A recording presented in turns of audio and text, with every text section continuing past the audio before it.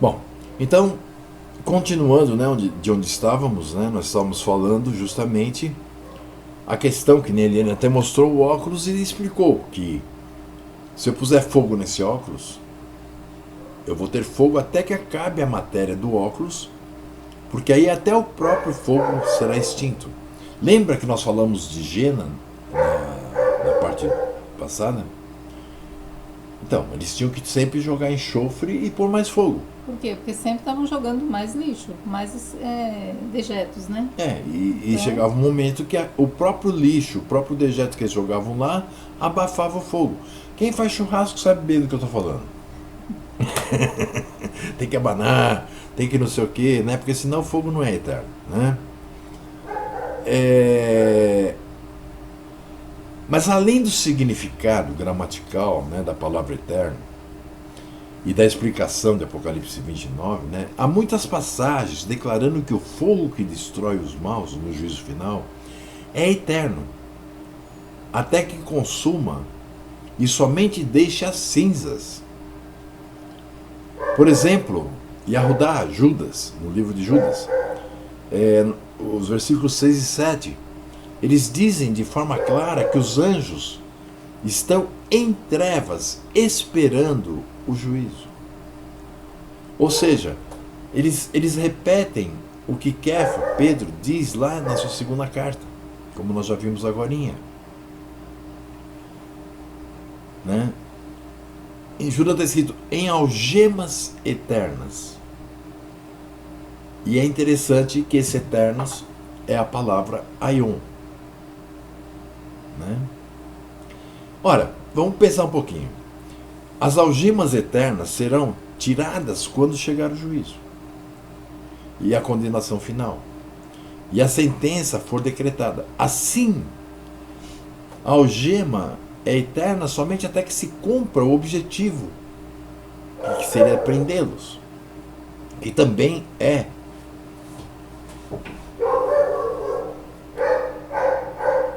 como eu diria, é uma, como o lago, né? Ele pode ser simbólico, né? Simbólico, um tá? símbolo, né? Até que se cumpra o objetivo e sejam consumidos. Eliane, o que outras passagens além de Apocalipse 29 declaram sobre o fogo eterno?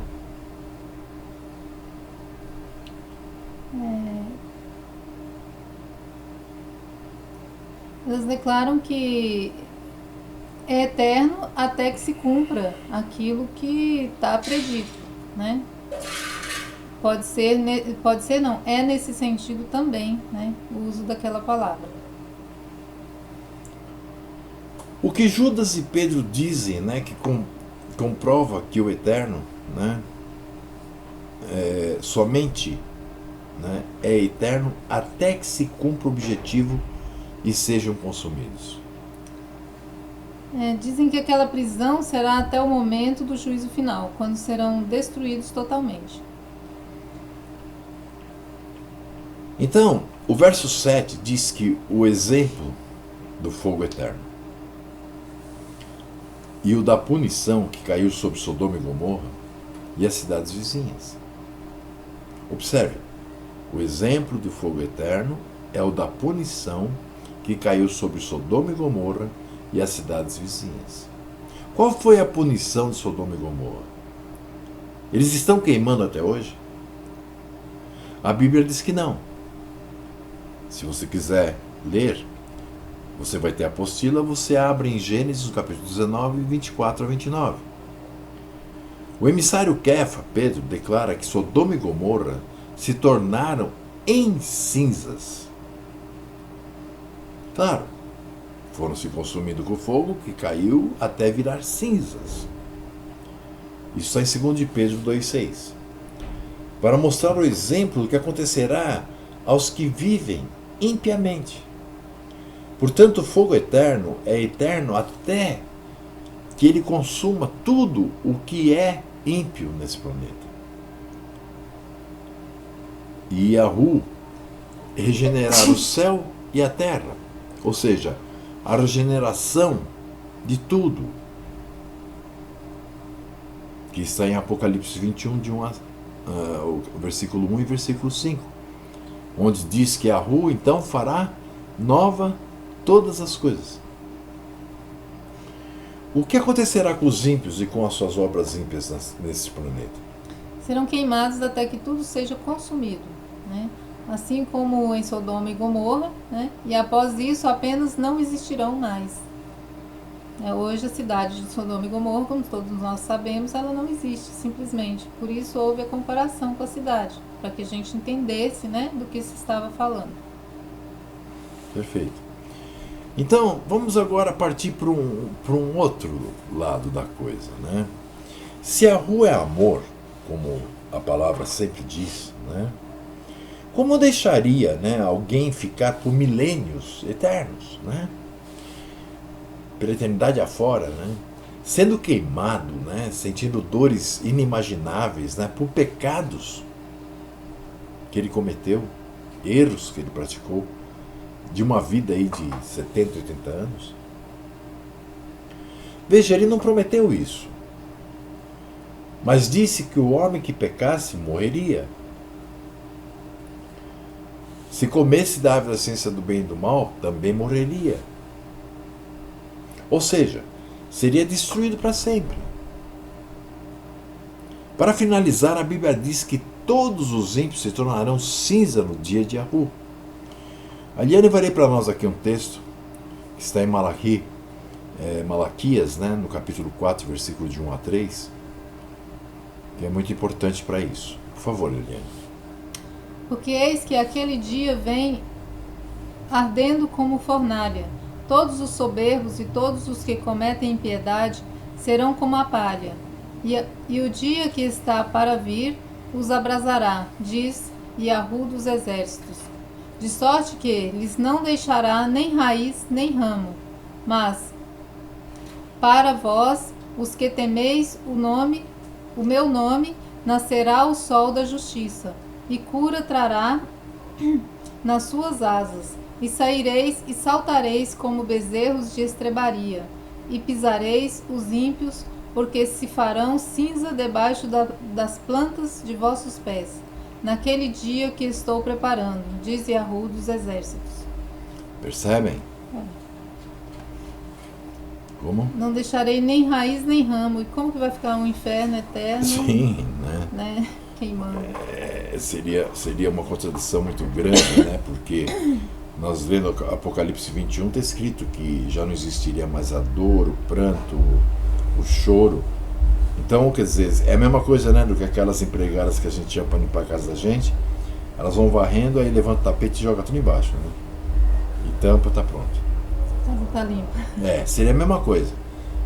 Estaríamos vivendo no paraíso maravilhoso, em algum canto da terra teria milhões e bilhões de pessoas, né, sendo queimadas, torturadas, chorando, que nem naqueles filmes de mitologia grega, né, quando aparece o Hades, né?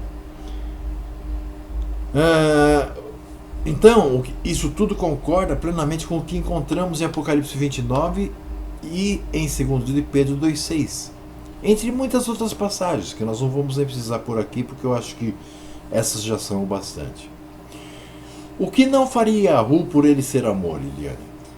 Não deixaria alguém ficar por milênios, pela eternidade afora, sendo queimado, né? Se queimando em dores inimagináveis por pecados de uma vida passageira.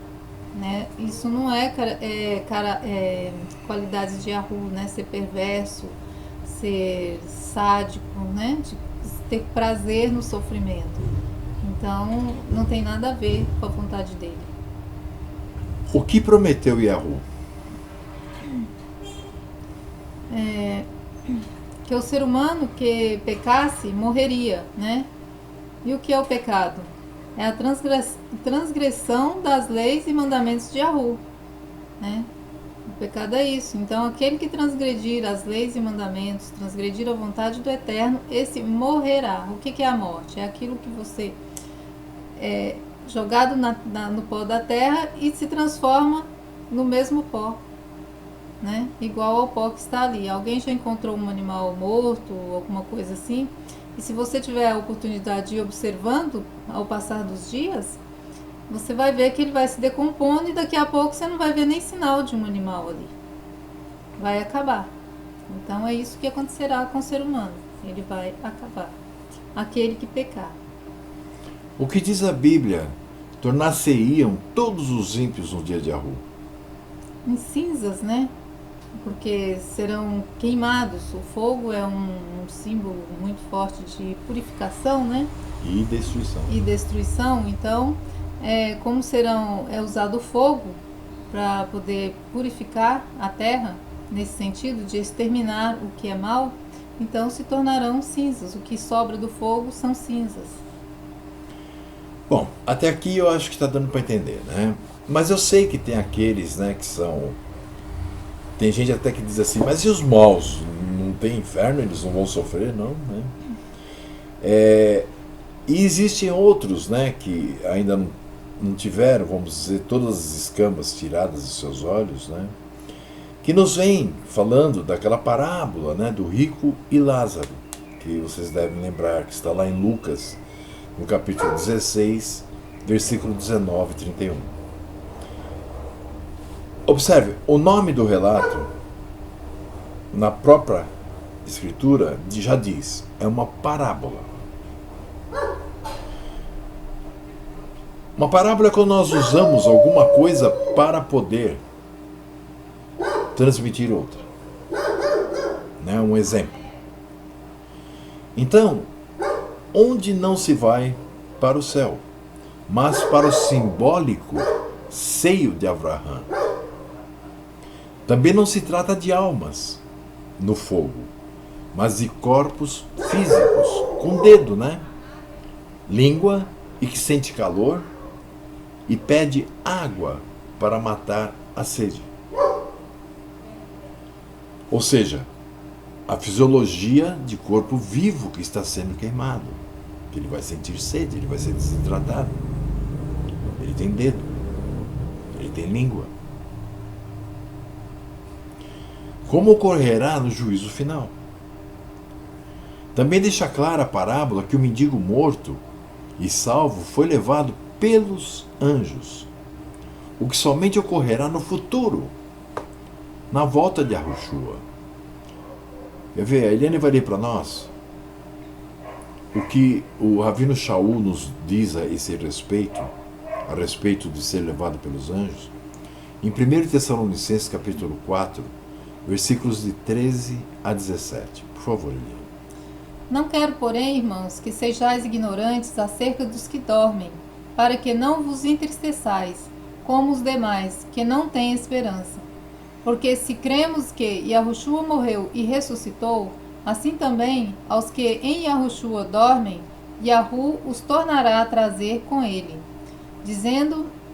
Dizemo-vos, pois, isto pela palavra de Yahu, que nós, os que ficarmos vivos para a vinda de Yahushua, não precederemos os que dormem, porque o mesmo Yahushua virá da eternidade com alarido e com voz de arcanjo, e com trombetas de Yahu.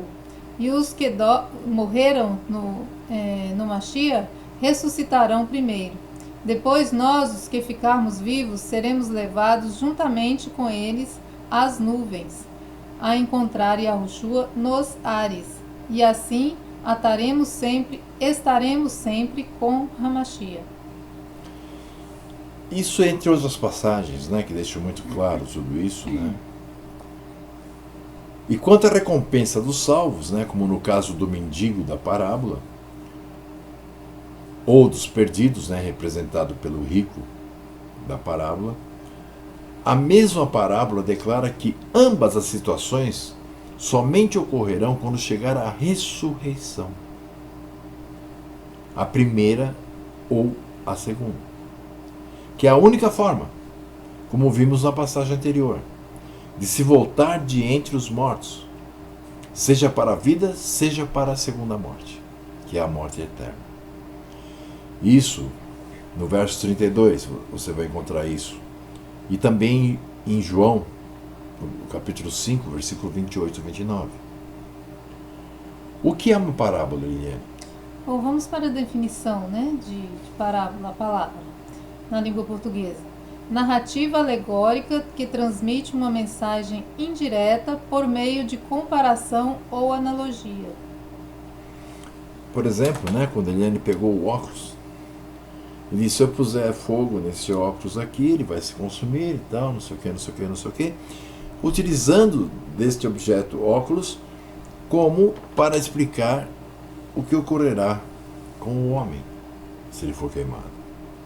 O que demonstra a parábola do rico e Lázaro? Aqui foram usadas coisas da matéria, né, que nós conhecemos, como água, fogo, calor, pessoas, né, sede, etc. Então, demonstra alguém que está sendo destruído pelo fogo, pedindo socorro para aquele que está a salvo do fogo, né, representando o juízo final, toda essa historinha, né, que foi contada aí. Inclusive na história tem aquela coisa, né, de que o abismo que separava um do outro era tão longe que seria impossível, né, até... Porque um estava salvo e o outro, né, já condenado. Entendeu? Porque se já estava no fogo, é porque já estava condenado. Quando será levado pelos anjos o mendigo morto da parábola? Na ressurreição para a vida, quando será salvo. Quais serão os únicos momentos, né, de qualquer morto voltar à vida? Na primeira ou na segunda ressurreição.